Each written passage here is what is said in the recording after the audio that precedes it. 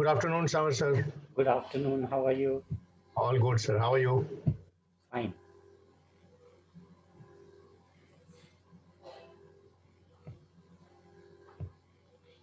What's new? Nothing going on as usual. Mumbai Okay. is experiencing a bit of a scare. Numbers Right. are rising in Maharashtra and Mumbai, so we are a bit more vigilant again. Right.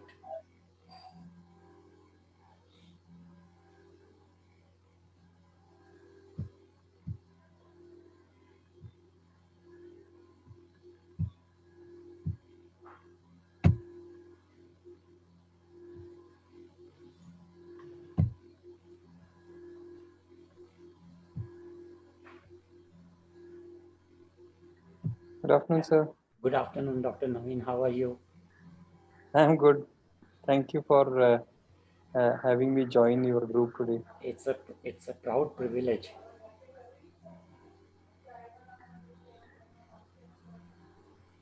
This is a monthly meeting, sir.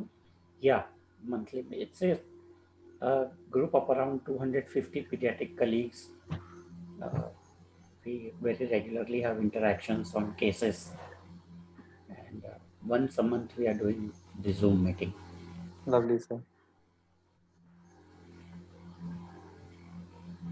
I wonder when we will get back to the way we used to be able to at least see each other and say hi rather than just sit in front of a laptop and make virtual interactions. I think this way the meetings are much better organized in time. There are more time to interact, and you don't cut short the meeting. Hmm. So, except that you don't see each other physically, the rest everything is in order, I think. Surely, sir. It does make logistics of organizing meetings much Yeah, much, lesser. yeah. Only thing is the free interaction which can happen in a physical meeting is found wanting in these meetings, but I suppose So, so you were from who was your contemporary at the time when you were in PJ, sir? On the current day, and it was just Praveen, sir, or you are a senior to him? Praveen was junior to me. He came much after. Ji. Mm, at the moment, Surjit Singh had just joined when I was leaving, Sure, sir. and Dr. Meenu Singh was the house officer when I was senior resident. Yes, sir. That apart, I think nobody else. Dr. Narang also must have been your Naran, contemporary. Naran Bakku, Dr. Narang was the head when we joined, sir. yeah, he was when I left also. So now you are in, a teaching faculty in the medical school, sir. No, I am in a private setup with a DNB course running. Wonderful, sir. Yeah, Ours is also a DNB program right. where we have many specialties, and pediatrics is there. It's a large department, and neonatology also has been there from 2008, sir.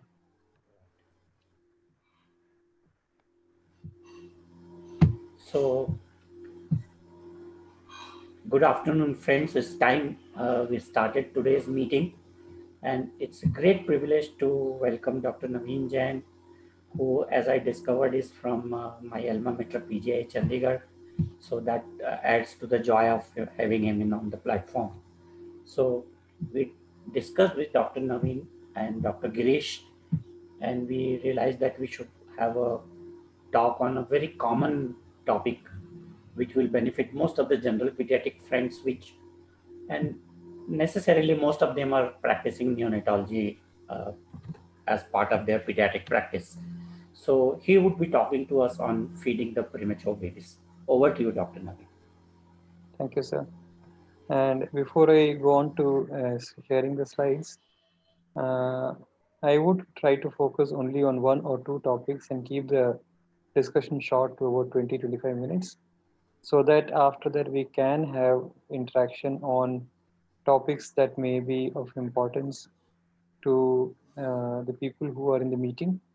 And so we can have it as an open session Right. after the 20 to 25 minutes of I mean, we can have a meeting last for over an hour, there is no problem of timing actually. Sure, sir. We can go up to 75 minutes, 90 minutes also. Sure, sir. Yeah, So then I'll start sharing my slides, sir. sure. Please go ahead.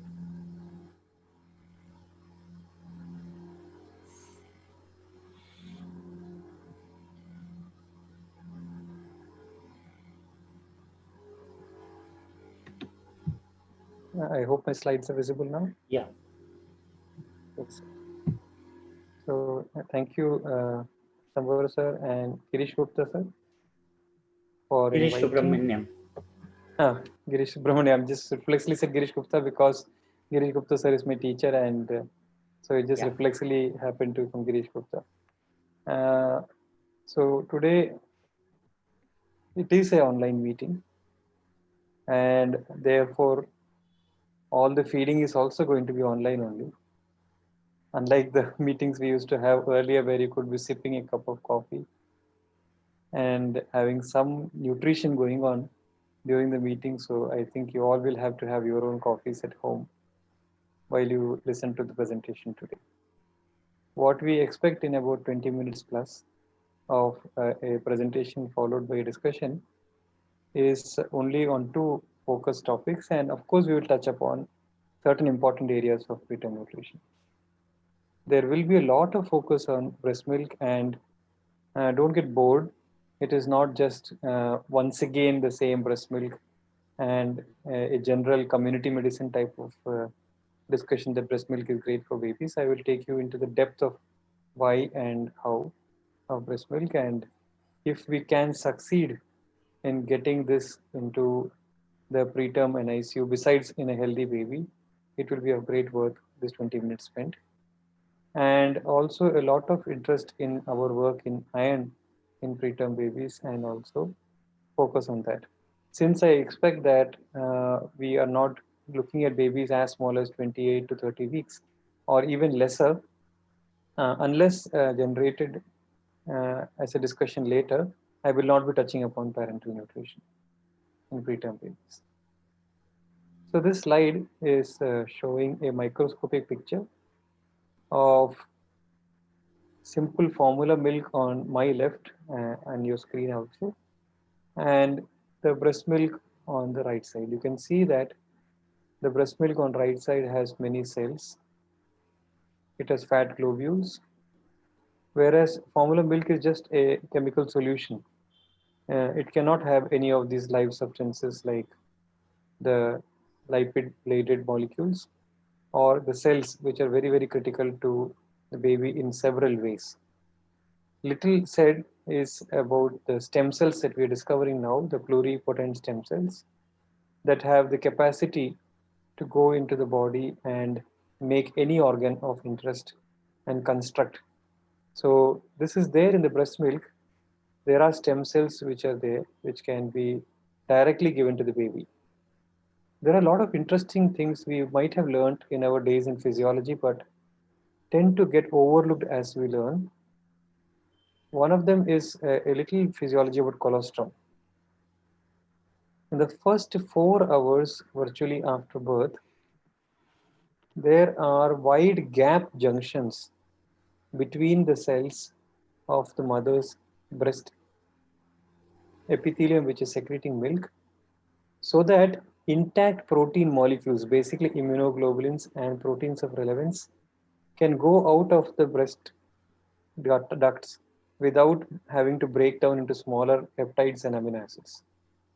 And the same gap junctions are open in the intestines of the baby also for again the same period of about 4 hours. So that these immunoglobulins and proteins can go into the baby directly, like a direct baby to baby, mother to baby transfusion of immunoglobulins and passive antibodies of relevance. After this, about 3 to 4 hours, the gap junctions of both sides become closed tight. Now the colostrum cannot secrete out intact proteins, and the baby's intestine also cannot take, even if you gave a bovine colostrum as a purchased product on the next day, it may not be available for the baby. It will get digested into peptides, amino acids, and baby will have to synthesize it all over again.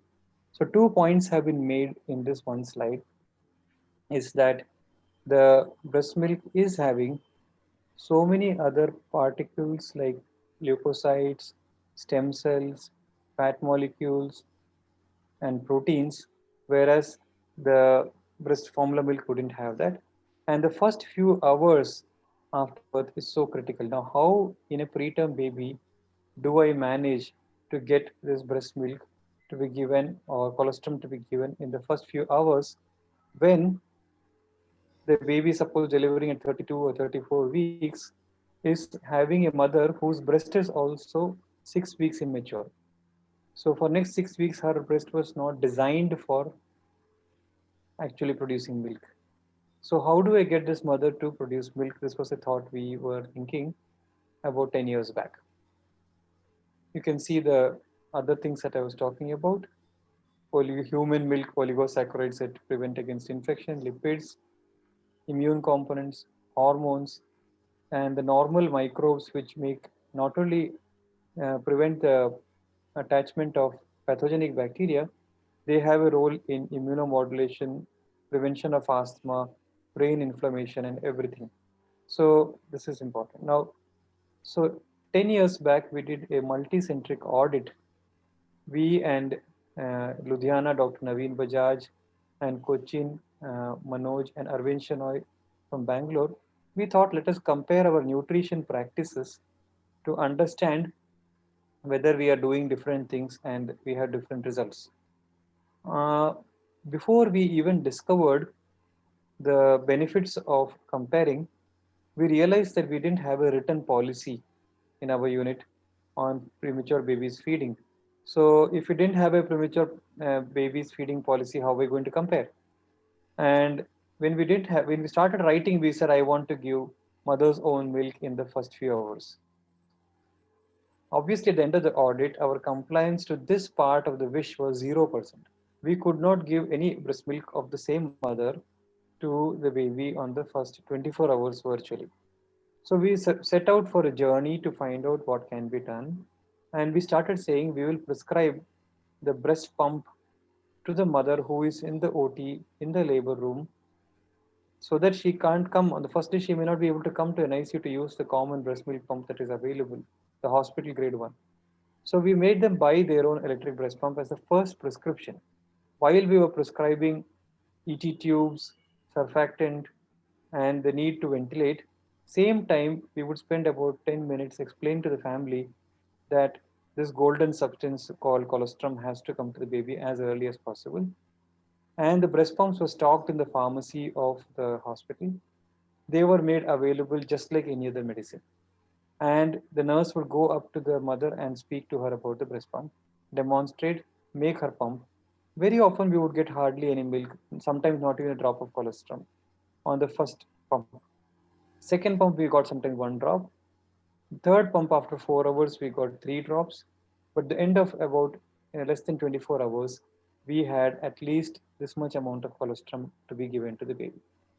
So I would urge as a practice change to the audience which is there today that please buy and stock electric breast pumps in your hospital, and individual breast pumps need to be given to each mother to be available in bedside.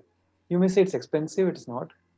The breast pumps cost only about 3 to 10,000 rupees depending on the quality of the pump you buy, and it is cheaper than surfactant, it is cheaper than the ventilator circuit. And surely the ventilator circuit and surfactant only helps the lungs, and that is also for a few hours, maybe 1 or 2 days. You could have managed without it, honestly. But this investment into breast milk, which I showed you, is of great value to the baby, is going to build every single day if the mother starts enjoying this process of pumping and giving the milk to the baby in a convenient way. If you can't buy a breast pump, then manual expression of breast milk can be done. Not so perfectly efficient, but nothing, not very short of doing what it has to be done. Only the sequence has to be shown. This photograph has to be kept in the unit, and it has to be shown to the mother, because reflexly, most mothers tend to pull onto the breast outwards, and that would result in actually not getting any milk, because we have learned in physiology that the sinuses which contain the milk are arranged behind the areola. And when you pull forwards, which is what we think will bring milk, you are avoiding all those sinuses. Whereas you need to push into the chest, as the arrows show, press on the sinuses, and then if you squeeze like this, a spurt of milk will come without any pain having been done. And very often, mothers remember a small baby calf taking milk from the cow, and they think it is pulling, or you think you are milking a cow. But if you look at very carefully, the milkman and the calf is actually pushing into the mother cow and then taking the milk outside. So this action is important. So most papers have shown that a combination of breast milk pumping as well as manual pumping alternately may be most efficient way of getting enough milk. This is showing colostrum mouth paint. I told you that we had only 1 or 2 drops of milk coming in the initial period, and this 1 or 2 drops of milk that was coming, if you put it in the OG tube and give to the baby, everything is lost and it is not available. So to not lose this golden product and to be able to use it effectively, what people have done now is to take that 1 drop of colostrum with a little finger, gloved finger, or with something like this, and apply those few drops of colostrum to the mouth of the baby. And it has shown that this oral application produces a great benefit not only in the risk of NEC and sepsis, it also increases the multiplication of intestinal cells. The DNA and weight of the intestinal mucosa is much higher, and tolerating feed is much better. So this is a very simple thing we can do by applying a few drops of colostrum to the mouth of the baby, not only at birth, but also before every feed. This is something I'm going to tell again. We all have this cephalic phase of feeding. If I think of food, if I see food, then itself I start producing gastric hormones and my hunger increases, my interest in food increases, and digestion is actually better. I'm ready for food. So the same thing with the baby. If the baby is given smell of milk and application of milk to get some taste in the mouth, 2 minutes or 5 minutes before the OG feed is started, then the baby's feed tolerance is found to be much better. And the time to reaching full feed is also much better in this baby. Again, very important to get breast milk is to have free access of the mother to baby. We can proudly say that for about last 20 years now, our NICU has free access to the parents. And I mean free access means the mother and father can walk into the NICU without having to knock the door and without having to have a visiting hour. Sometimes we ask them to wait if there's a class being taken, because we discovered that parents may get confused that we are talking about their baby and they hear terms and get worried. Or if an invasive procedure like resuscitation is happening, we may apply a screen or we may ask the parents to wait outside. And the availability of the mother make her scared on the first day, but after that she becomes comfortable, and this allows the oxytocin to allow breast milk to release. And people thought infections will increase, complaints will increase if the parents are coming into the NICU. They will see all the wrong things we are doing, but none of these happened. And we have this project called Early Parent Participation Project, where they are giving tube feeds to the babies. Infection rates are much lower, and breast milk production rates are much higher. So I'm just showing you a video I took yesterday from the unit, just to be able to show. You can see this is the old unit. Actually, we have a brand new NICU now in another building. So you can see that all the parents are there in this babies. Most of them are 26, 27 weekers who are very, very small babies. So I can't see a reason why a unit which is looking after 30 weekers or 31 or 32 weekers should have restriction to parents coming into NICU. It's a very classical and old feeling that NICU should be an area which is immune to parents. The other thing is the counseling of the mother. Sometimes we wonder whether we are trained enough to communicate with her and explain to her the benefits of breast milk feeding. But the mother is very tired physically and emotionally. She is scared about what is going to happen to the baby.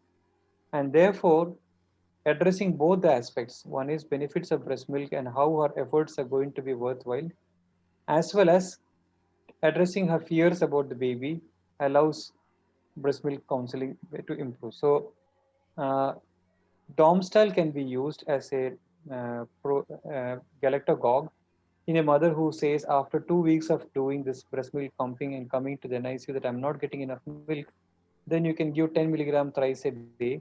And in this study, they showed almost 100 ml of milk increase within few days of starting Domstal. Some mothers ask for more than a week, whereas typically we use 1 milk for 1 week so that it will trigger off milk production. And only there is a caution if mother is having some cardiomyopathy or arrhythmia that you may use this only after doing an ECG. So the first lesson or message that I wish to share with our friends is that breast milk has worth for preterm babies which is uncomparable or cannot be described. The first prescription that you must have and you must start stocking in your unit.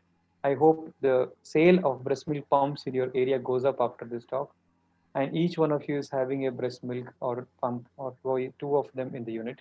If you think they can't afford 3 to 5,000 rupees, then you can buy a common breast milk pump, which will not cost more than 10,000 rupees for your nursery. And the attachment part, the bottle and the cup which attached to the breast milk pump, which is disposable, which is only about 200 rupees to 300, can be bought by the mother and she can use the common hospital grade breast pump. Colostrum can be applied to the baby's mouth immediately after birth and also before each OG feeding. You can apply some milk. Allow parents to come in, counsel them about benefits and fears they may have with breast milk. This will improve milk output, and Domstal is a licensed drug for improving milk output. Now, the second part of the discussion is how much to feed. Very often, because we feel the baby had asphyxia, baby had selective IUGR, one of the twin, baby is having PDA, baby is having blood transfusion, or baby is very preterm or on ventilator, we are reluctant to add more feed, thinking aspiration will happen or NEC will happen. In fact, on the contrary, if you look at this paper from Delhi, from Dr. Sushma Nangya's unit, they are giving full 60 ml per kg breast milk to babies who are 28 weeks and above on day one, if it's a stable baby. And they have not shown an increase in NEC. I must admit we didn't have that much courage, but we are also giving a large amount of breast milk on the first day. At least 30 ml per kg. Trophic feed is not 10 to 20 ml per kg for a stable baby.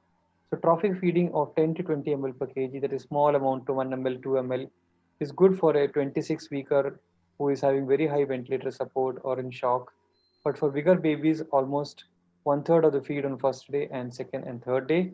If you read the consensus paper by Dr. Saurabh Datta sir from Canada when he was there, virtually all babies should be on reasonable amount of full feeds by 30. When should I hold feeding? And this is an idea borrowed from Dr. Joseph New, who is a world authority on NEC. And in his talk, he keeps saying, I will not stop for asphyxia. I will not stop for inotropes. I will not stop for ventilation. I will not stop for NEC. And I asked, when will you stop, sir? And he thought for a while and he said, if there is a proven atresia, if it is galactosemia, and it's immediate post-operative period, that I will not give milk to a baby. In all other conditions, he says never stop feeding and continue to feed the baby. All other relative contraindications for stopping milk are incorrect. The concept of doing pre-feed aspiration should not be done as a routine. It is only going to delay feeding because you will find some milk, sometimes a little green, and sometimes a little red or brown, all of which are not conditions for stopping feeding. So only if the baby is very sick, getting apneas, shocky, and you think ileus can be significant, then you do aspiration when you are in the stage of increasing feeds. And if you find a large aspirate of 10, 20 ml, then it may be indications to stop feeding. Whether to increase feed slowly or rapidly in the unit, people have tried giving as large as 35 to 40 ml per kg increases against a classical increase of 20 ml per kg, and they could achieve stopping IV fluids 3 to 4 days earlier with no risk increase of NEC. So if a baby is not sick and is tolerating feeds, then you might push up feeding by 30 to 40 ml per kg per day. What is not reflux and not GERD, and when should you not try to stop feeding or decrease the frequency? Small amount of vomiting comes out. So if a nurse says baby ne vomit kiya hai, then you please say you keep the photograph or keep the milk. I want to see. If it is only this much, you don't have to. No failure to thrive babies gaining weight. Apnea is there without vomiting, don't call it reflux. Don't say it's neurogenic phase and all those things. We don't have excuses for stopping feeding. And similarly, we have never used prokinetics virtually in the unit, so use of DOM style erythromycin is rare. So the second point to share today, friends, is that start feeding. In fact, there are many dictums like saying that once one tube goes in, the other tube should also go in. That is, an ET tube goes in, a feeding tube should also go in. And the feeding tube is for feeding, not for aspirating. And therefore, please give milk straight away. Do not aspirate milk if the baby is stable. Never stop feeding unless there is a very obvious charge 10 ml, 15 ml aspirate. And in stable preterm babies, you can escalate feeds very rapidly so that IV fluids and infection rates are less. This is the second main important message for the day, is about iron in preterm babies. We were doing a randomized controlled trial about 15 years back as a pediatric residence thesis. And we just took up the topic that should we start iron early or late, 2 weeks or 6 weeks. And at 4 months of corrected age, we measured the hemoglobin in both the groups and found it to be the same. And we also found that the indices for iron deficiency are also were not different in both the groups. When we are able to conclude that there is no difference, we suddenly realized that when we are measuring the ferritin levels, we found two things. One is ferritin levels were hugely different from baby to baby, irrespective of how much iron we gave. And also that in the late group, ferritin levels were far lower, they were in red, than the babies who had early group. And then we went on to discover that iron, when we learned physiology, went into more basic sciences, iron is mainly used for or available for providing to the RBC, red blood cells. And therefore, if body has less iron, all of it will go to RBC, and there will be iron draining away from the brain of the baby. And therefore, baby can be deficient in brain iron for several weeks together before the iron levels fall. So if you're going to study iron status, then it is not by studying the RBC indices or by hemoglobin, you have to measure the ferritin level directly. So in our unit, it's a practice to start measuring ferritin levels after 4 weeks of life, after we start iron therapy, because we know the absorption of iron is very erratic and you may have to increase the doses. Also, there is something called critical period in iron supplementation. And what critical period means is that if you don't give it at that time, then certain aspects of brain development don't take place. And later on, if you give iron, that development cannot be made up again. And important areas are the hippocampus and Purkinje cells of the cerebellum. And the hippocampus and certain areas of the brain have very great importance in memory of the baby. So at the time frame when a lot of synapses and myelination and dendritic synapses are happening in the 34 to 38 weeks period, if you don't give iron at that time, then there are delay in baby's brain development which don't get recovered if you give iron later.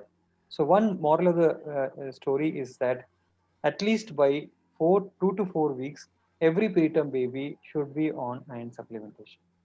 So this will be one appeal to all the pediatric friends who are in the meeting today.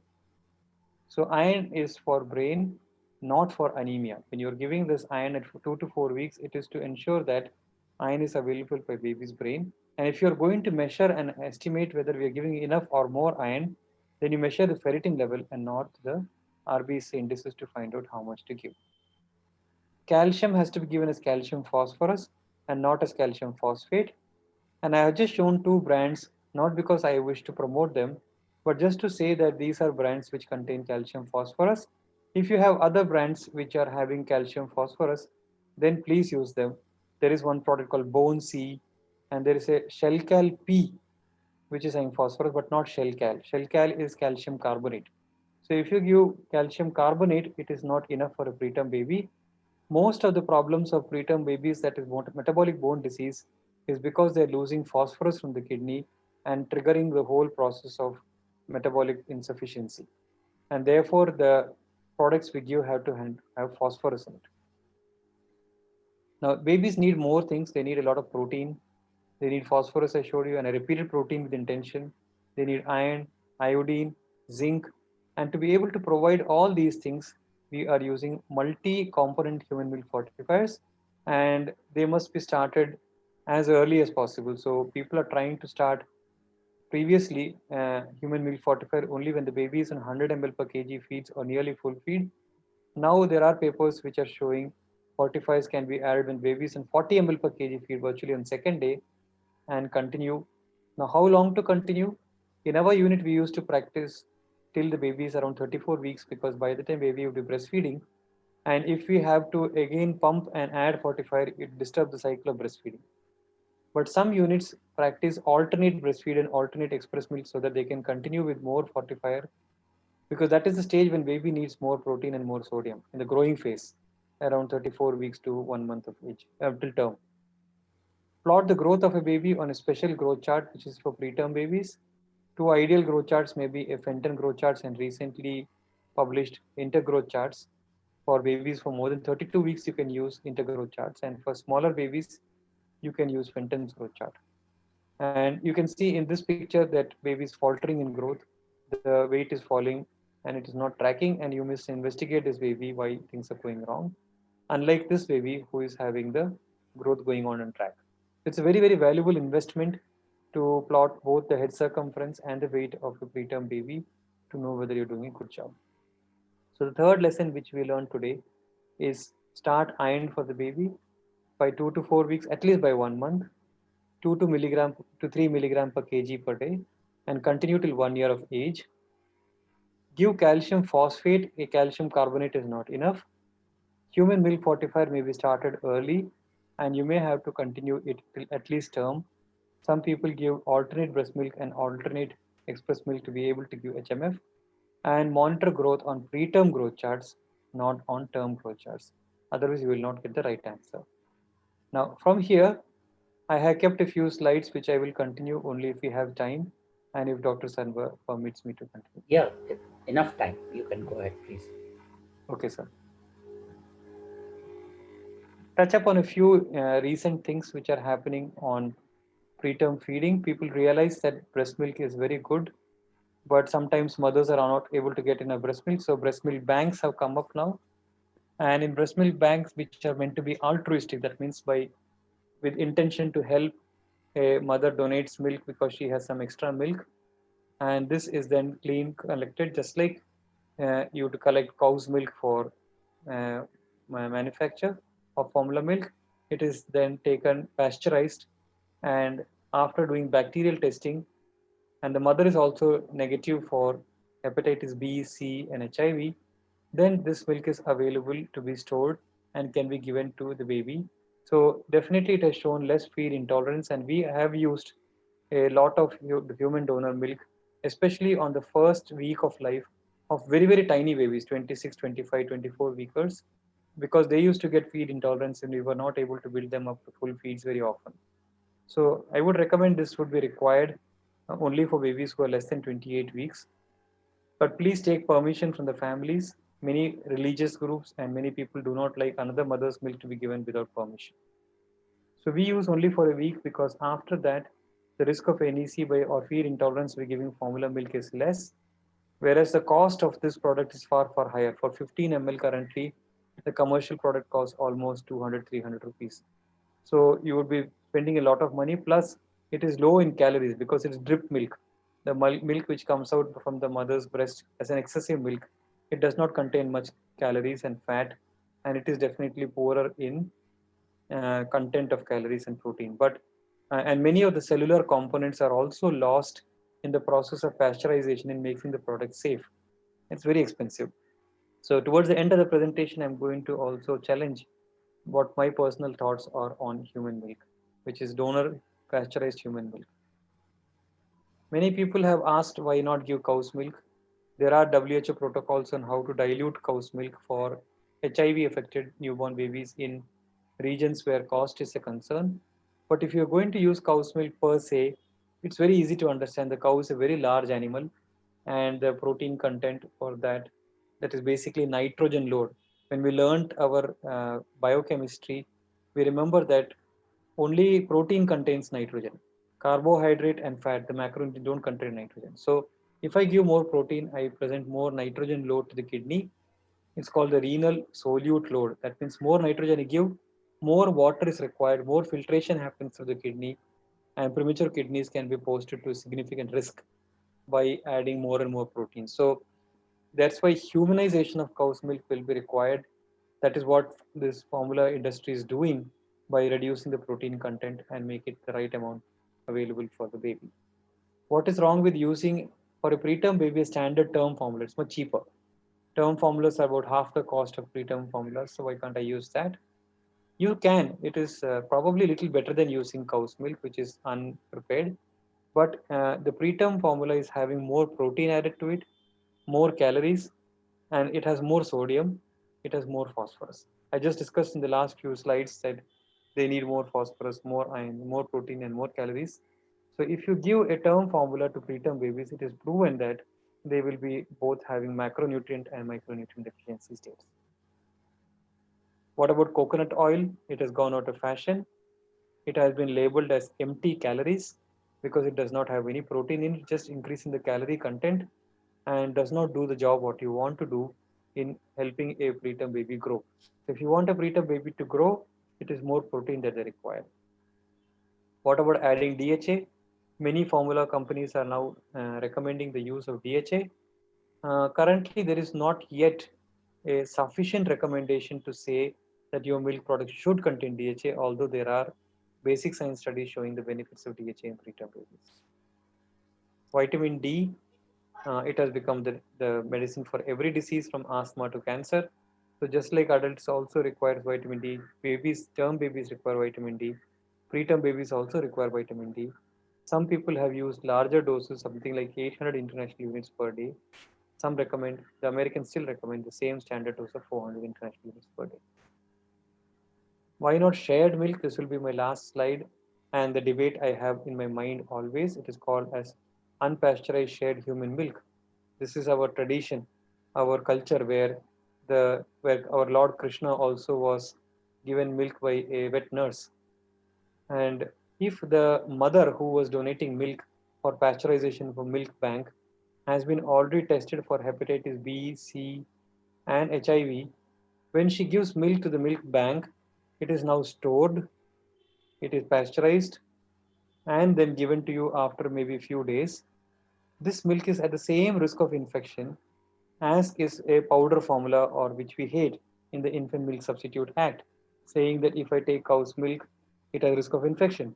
And they have shown that whether it is human milk or formula milk, if it is stored for more than 4 hours, there is a risk of increased growth of a bacteria called E. sakazaki, which is well known to produce meningitis and NEC.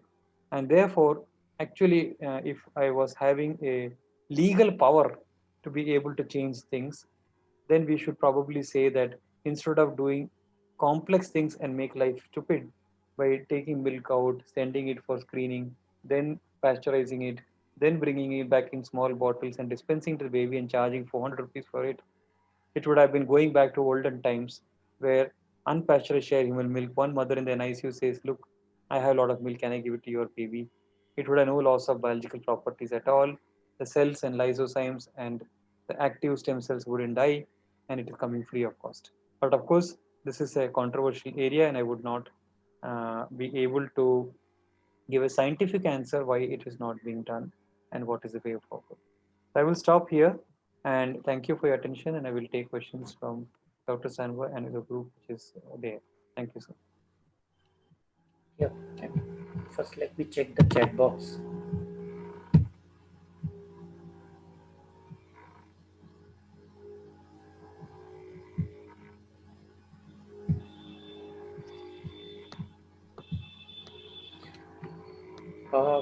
Somebody has asked about the manual breast pump if you can't have that expensive breast pump. Yes, sir. Manual breast pumps are quite inexpensive. They cost only about 1,000 to 1,500 rupees. But surely, manual breast pumps are less efficient. So there are parents who have come back and told us that I wasted my money on it. Can I buy an electric breast pump now because I'm not able to get it? So if cost is an issue, you can use a manual breast pump, but surely it is less efficient than electric breast pump. And how long calcium and phosphorus should be supplemented in the duration? Yes, sir. In babies who are the late preterm or the very preterm, like 1,500 grams and above, or maybe 28 weeks and above, you can go by a time frame and say that I will stop at 40 weeks. This is just a science-based recommendation. But in babies who are very small, 26, 25 weekers, you may follow the phosphorus level and alkaline phosphatase levels. Normally, alkaline phosphatase levels in babies are about 5 times that of the reference range in the lab. You call it as a metabolic bone disease is over 900, and the phosphorus levels should be over 5.5. So if the alkaline phosphatase will start coming down, if it reaches the adult reference range, then you can stop phosphorus to the baby. So often it may go on to 44 to 48 weeks. So if you're not monitoring, the thumb rule would be that in baby more than 28 weeks till term, and in less than 28 weeks, maybe for 2 months after term. If a premature baby in nursery is under treatment for sepsis beyond 2 weeks, can we start iron supplement during that time? Yes, sir. There has been a lot of concern about the iron promoting E. coli sepsis and the other concerns. And recently, studies have shown that even though biologically iron does increase the risk of sepsis, in clinical practice, this is not a concern. So we do not stop iron supplementation if the baby has sepsis. So you said Ryle's tube aspiration doesn't kind of defer you from continuing your breast. We do not aspirate at all for last 10 years. We have stopped aspirating babies unless they become sick. They get apnea, they become lethargic, and or they vomit a large amount. Then we aspirate and see. Otherwise, what happens is you will get some milk. It is not dry there, and then you will tend to say, no, no, let me reduce the feeds. Let us not increase the feeds. And contrary to belief that bile is always dangerous, they have shown that small amount of bile can regurgitate in preterm babies upwards also, and therefore presence of a green aspirate is not a contraindication to feed. I mean, I have very frequently observed that despite so many of CMEs and suggestions not to have slow increase in the feed, this practice has not percolated down. People are very wary of increasing the feeds for the fear of NEC. I mean, how to dispel this fear? Sir, it is very easy, sir. We should ask our resident and nurses to draw on a paper 2 columns. On one side of the column, you write IV fluid, that is 5% or 10% dextrose. On the other side, you write milk. And you write how many calories 100 ml of milk gives. It gives 67. And 100 ml of 10% dextrose gives about 30. And 10% dextrose gives 15. There is no protein in dextrose, there is protein in your milk. There is no fat in dextrose, there is fat in milk. There are no cells and no live molecules in that. Putting a cannula is very expensive. It is very, very complex, and it increases the risk of infection. So there will be only 2 reasons to love the cannula and the IV fluid. One is that you want to tell your parents that I'm doing something very complex. So you want to show them that you're doing something very great. So you may have that. Or if you want to continue giving infection at a high cost of money. So I do this as the first exercise to all my residents when they come in. Then they never ask me questions that can be slow. My resident, Dr. Amrit, went to Delhi as externship. We send the 3-year residents 15 days every year to some other unit. So they learn different aspects. To Dr. Sushma Nangia's units, Lady Harding in Delhi. And he was saying they are actually practicing what they published. So if a baby is 28 weeker, they give full 60 ml per kg on the first day without putting a cannula. And none of the babies are vomiting and getting aspirate. So I think we need to be braver with feeding. Is there a concern in a growth restricted baby where there was reversal of Doppler flow vis-a-vis the feeding, the escalation? Sir, there are trials which have tried to compare these two groups who are growth restricted fetuses or absent Doppler, only to show that they can also be fed. In that trial, they did use a little slower regime. So probably the first 1 or 2 days, maybe you can escalate slowly. But once the baby shows that he is not intolerant, then we forget that he was born through IUGR or through absent Doppler, and then we get back to the routine bandwagon of pushing feeds too fast. And the process of pasteurization, how much is effective for kind of sterilization against CMV? It is not, virtually not, because CMV has been one of the biggest problems of postnatal CMV infection in very, very small babies. We have seen at least 15 babies of postnatal CMV in the last 5 years. And but these are all babies who started at 24 or 25 weeks, and they don't get out of the ventilator. We think it is BPD. We are going to give them steroids, and then we started testing them because suddenly we picked up a spleen in some of them, and we found that CMV counts are very, very high. We were already using leukocyte depleted RBC, and therefore the blood is not the source of CMV in these babies if they have got a blood transfusion. So milk is the source. There are some guidelines that pasteurization of milk can reduce this risk, but in France they are pasteurizing all babies' milk for before mother's own milk also, not even donor milk, before they give to reduce the risk of CMV. But the biological property loss is so huge that it is really not worth the.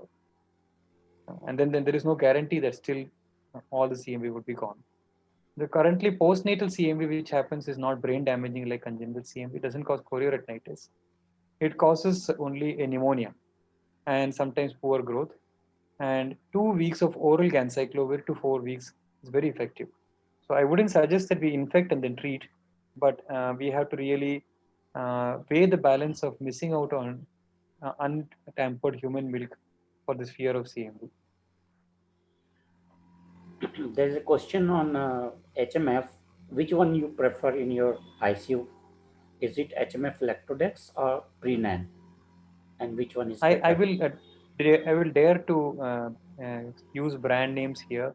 Previously, we were different on conferences. Sir said there is a benefit here because this is a closed loop of doctors, unlike in a conference where there used to be a lot of industry people and we were very shy. We were using Lactodex HMF in PGI. That was the only product available for a long time. And then it went out of market for some time. And Nestle came with its product Prenan HMF. And we have started using that for last 2 years. And there's a dramatic improvement in growth and feed tolerance with this product. The babies are just following the postnatal growth chart like magic. And no baby has shown feed intolerance after that. And even this company person keeps coming back. I have no courage to go back to the old product. When you compare them head to head, also the protein content is lesser in the Lactodex HMF. Even the Prenan HMF currently has its hand tied down by the government of India, by the IMS Act. So they're not able to give the maximum amount of protein, which is available in certain HMF products, which is abroad. I had gone to a conference in Italy and they sent me some samples of HMF, which is containing very large amounts, such that you can give 3.5 to 4 grams of proteins per kg per day to a preterm baby. Unfortunately, our law didn't allow that product to be brought. It came to Cochin airport and stayed there for a long time, and they would not clear the product because they said it's a drug or chemical, both need to be tested. But this product is available commercially outside. I hope our IMS Act could clear the use of this higher protein HMF for Indian use also. I mean, there is time for colleagues to ask questions unrelated to feeding on anything they have in mind. Open house like question answer session. So you can either unmute yourself, ask the question, and or if you're shy of speaking, you can type on the chat box.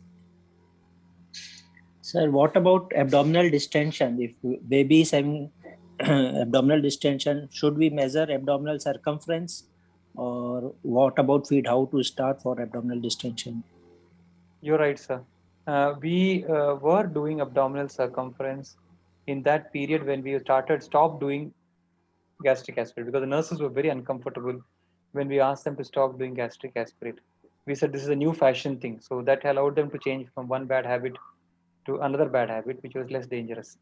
And only thing is, if you look at it, the tummy of your abdomen is very, very spherical. And so we started marking with a pen mark that the tape would be placed only at the same place to measure. Otherwise, When you want to look slimmer, you measure at different points, and otherwise you look measure. Also, if you make it tight, the soft abdomen will 1 centimeter, 2 centimeter become less or big. So after that, we went through a second round of teaching our nurses that you don't even have to do abdominal circumference. It has not gone out as a habit fully, but it is less dangerous than aspiration. So many of our nurses still put that pen mark above the umbilicus. They will draw 2 lines, place a tape under the baby so that it's standardized, and keep measuring the abdominal circumference every 6 hours, but it adds no value. Thank you, Dr. Naveen, for a wonderful talk. Sir. I had one question. This Yes, sir.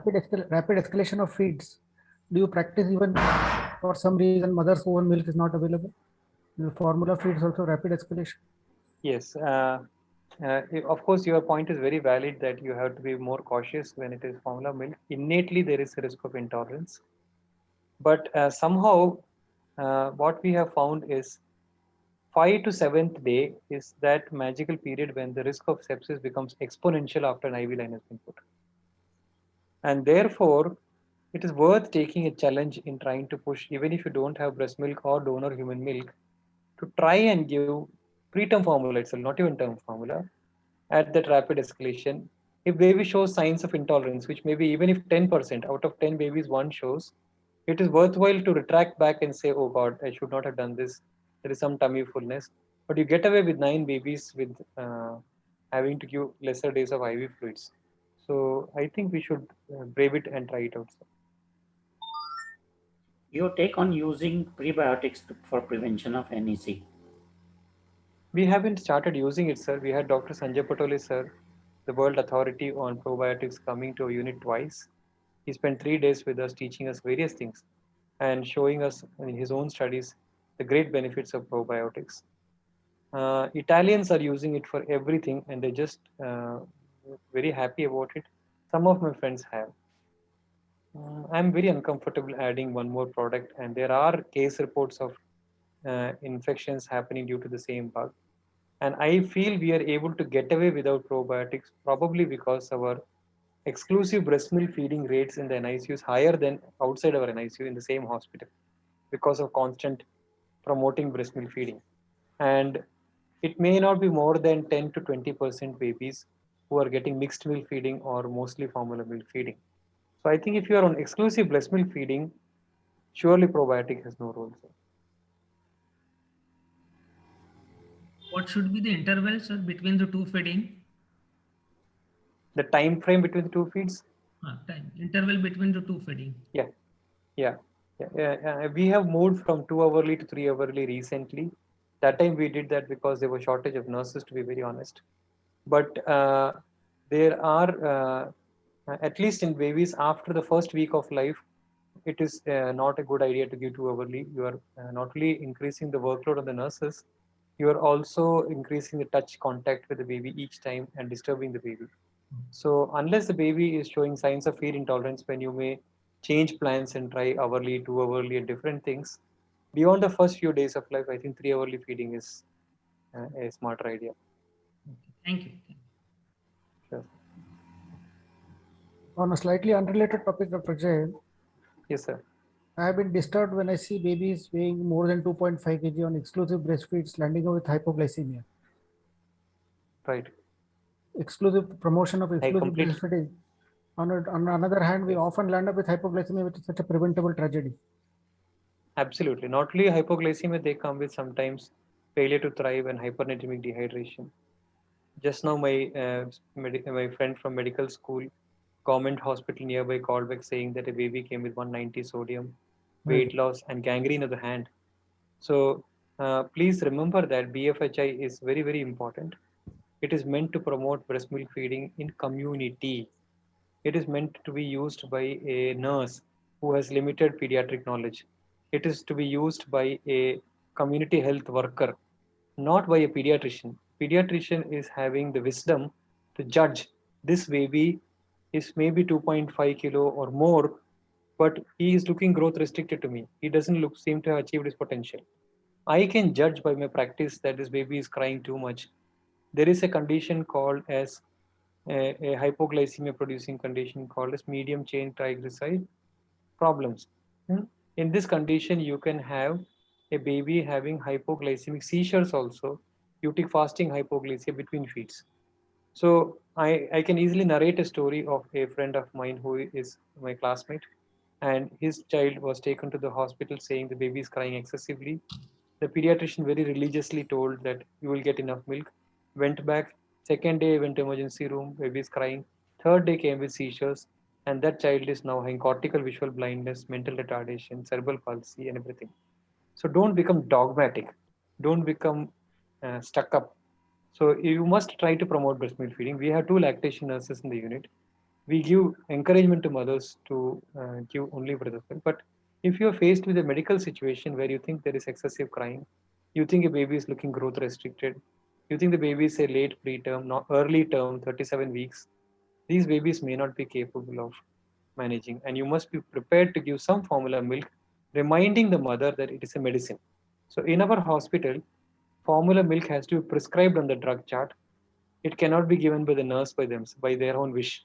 The pediatrician has to come in and prescribe. He has to document in the notes the reason for starting.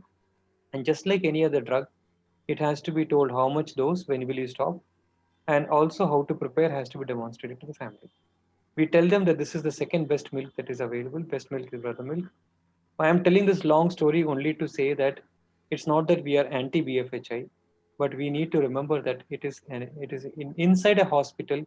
It is a critical part of care, and with number of cesarean sections happening, I can challenge how many men, if they were allowed to breastfeed someday by God, can get up after a major laparotomy and successfully breastfeed on the first day of their life. I mean, it's rubbish. So a mother who had laparotomy is a techie mother who has never lost sleep in her life, is earning 2 lakh rupees a month, sleeping in a Mercedes Benz, and then you tell her to come and start breastfeeding sleeplessly for 3 days, you will end up in hypoglycemia and problems. So I'm not a. We have refused to take the BFHI certification because we don't want to cheat. Take a certificate and then give formula till from under the bed. वो नहीं करना. Wonderful. Wonderful. Yes, sir. Can very frequent weight record, weight monitoring be of some help in these babies where you are taking care for excessive weight loss? In healthy babies, sir, we take one weight at birth. No. I And mean, this particular segment of baby, we are worried about hypoglycemia or hypernatremia. Excessive cumulative weight loss, would it be helpful? yes, sir. And that is why for all babies, we should take one birth weight, which is an accurate weighing machine, one weight at discharge, and we anyway call them on 5th day for jaundice assessment. So that time we take weight again. So if the baby has lost weight, then whatever the mother is telling is true when she says I have less milk. But if the baby has not lost weight, then we try to make a good effort to encourage her, saying that your fears are undue and possibly you will be able to manage breast milk alone. I think the community incidence of infantile autism will go down if somehow we can take care of babies between 2 and 2.5 kg who end up with hypoglycemia. They are not Sir, hospitalized. understandable, sir. They are not hospitalized, and in the community they'll end up with hypoglycemia. Understandable. So they are not the candidates for BFHI. BFHI is for healthy term babies who are with the mother and are having no risk factors antenatally like GDM, not late preterm. For them, it is surely the way to go. We have no dearth. I have spent all the few slides in the beginning to speak only about the benefits of breast milk. So it should not be mistaken that we are promoting formula. But I would go fully with sir that Girish sir that it is 100 times better than starting IV fluids, 100 times better than losing a baby's IQ for want of just sticking and trying to earn points in a IAP election by saying that I'm a BFHI fan. So it is just a survival gimmick by some of our friends. They have found an identity in just trying to say, but I'm sure no pediatrician is there who doesn't prescribe formula milk when required. I have teachers who were BPNI fans, were WHO consultants, but they were giving the grandchildren formula milk, getting from the company free of cost.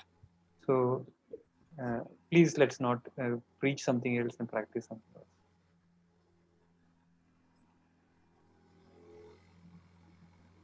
Wonderful.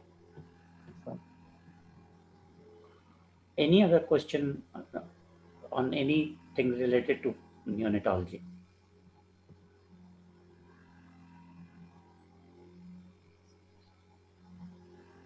So every preterm baby gets HMF, Dr. Naveen?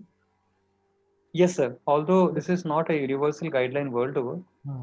there are two practices. Even the NNF guideline, which was last written, had two approaches. One is universal giving HMF to all, and the second one is giving selectively to only those babies who are not gaining weight.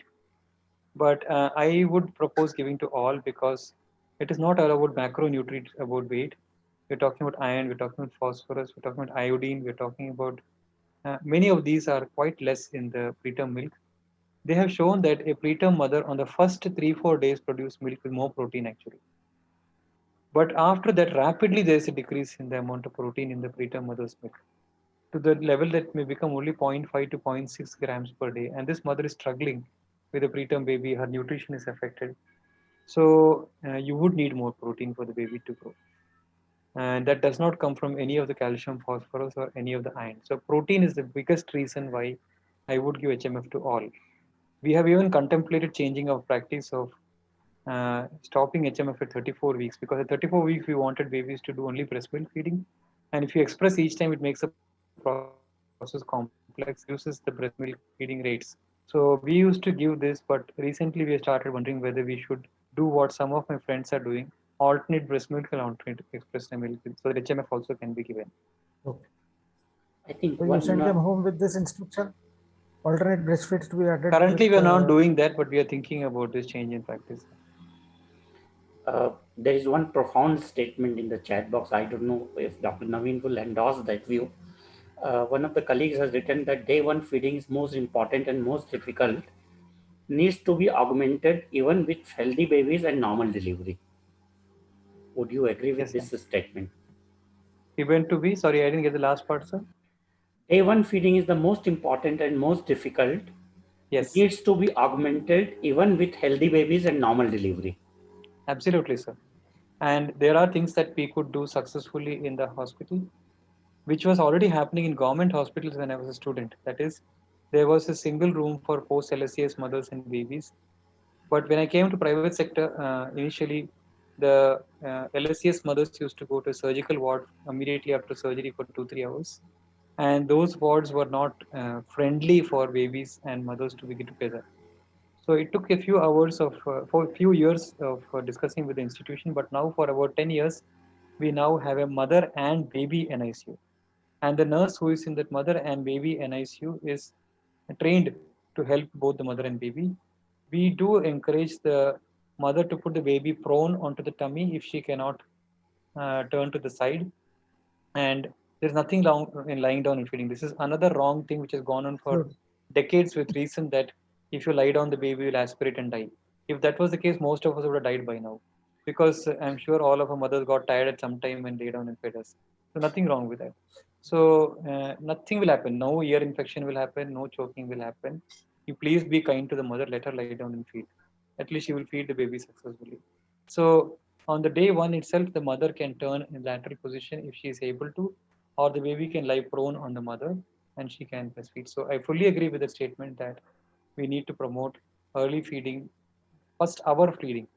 Very interesting lessons are there from the Illingworth I was reading, where they are talking about the goat and various animals licking their babies immediately after they're born. And they showed that if the mother does not lick the baby immediately after the baby is born and is separated off, the mortality rate in these animals is very high. Also, that when they brought back to the mother rejects the baby if she has not licked the baby. There are a lot of biological substances that are happening. In human studies, when they did skin to skin contact, that is, the baby is placed on the mother's skin, when the baby's cord is not even cut, rather than placed under the warmer. This is the current new NRP guidelines says don't put under warmer. If the baby is stable, put him on the mother's tummy directly. And they measured the 9 neurosteroids in the baby's system, and they showed that 9 neurosteroids come down much faster in these babies. They're having less stress compared to babies who are separated from the mother. So it is both breast milk feeding and constant contact of mother and baby It is worth investing in a lactation nurse who sits near the family and encourages them to try breast milk feeding, and praise the mother-in-law a lot and say that you are the greatest person in the world. And I remember that you told that only breast milk is enough. Otherwise, she'll be the most difficult person to get beyond. A slightly unrelated topic. Do you find the incidence of transient hyperinsulinemia increasing these days? Yes, sir. I use And your baby. there is a reason in that. It's a biologically proven thing because a lot of our obstetrician friends are giving antenatal steroids to virtually every pregnant mother, thinking that one day she will go into preterm labor. Please go back to records and you will find that true. And they are giving antenatal steroids even to mothers who are 37, 38 weeks and they want to take up for elective CS. So this has shown very clearly in systematic reviews that incidence of hypoglycemia in babies is much higher. In fact, there is a recent paper even showing that there are behavior disorders in children who have received antenatal steroids in such indiscriminate use. And therefore, we must, in fact, we are having a debate in the department, the obstetric department coming week, that if there is no obvious preterm labor or a routine use of antenatal steroid as an umbrella should not be done, it does increase incidence of hypoglycemia and hyperinsulinemia basically through the same mechanisms. Do you advise above 34 weeks or below 34 weeks only antenatal steroids? So below 34 weeks, surely yes. Yes, Above 34 weeks, the benefits are very, very, very, very low. And except making the obstetrician feel safe, it helps nobody else. So the RCOG, I think the European guidelines suggest even above 34 weeks. Yes, sir. And we should make a full clear reading of the statement. There are two more points in that. One says that the number needed to treat. That means if you give 111 mothers antenatal steroids above 34 weeks, one respiratory distress will be reduced. Whereas the risk of hypoglycemia is 8 for 111. So you will have one baby having less respiratory. This was 8 babies having hypoglycemia and coming to ICU with IV fluids. Second thing is that the risk of getting a unnecessary medication is now known to have behavior disorders. And therefore, I think we must not encourage the use of antenatal steroids. Second, they have made the statement clearly that this RCOG statement should not become a reason for blanket use of antenatal steroids when obstetrician to feel safe. They must use it only if there is a medical disorder in the mother which makes you think that I will deliver in a week, maybe at 34 or 35 weeks. Well said. Thank you. So, dear friends, everyone would agree that we had a wonderful session today with such wisdom, clear-cut concepts, and very forthright in his opinion. It's time to thank you profusely, Dr. Naveen, and we would love to have you again sometime on our platform. Sure, sir. I got friendly with Girish sir when we met in Chennai, and we do interact very often. And Yeah, I thank him also to invite me to the group. Becoming friends with more and more people is the greatest blessing that this teaching and learning experiences gives you. Thank you, all of you, to Thank you, sir. join for the afternoon. Thank you, sir. thanks a lot. Thank you, sir. Thanks once again.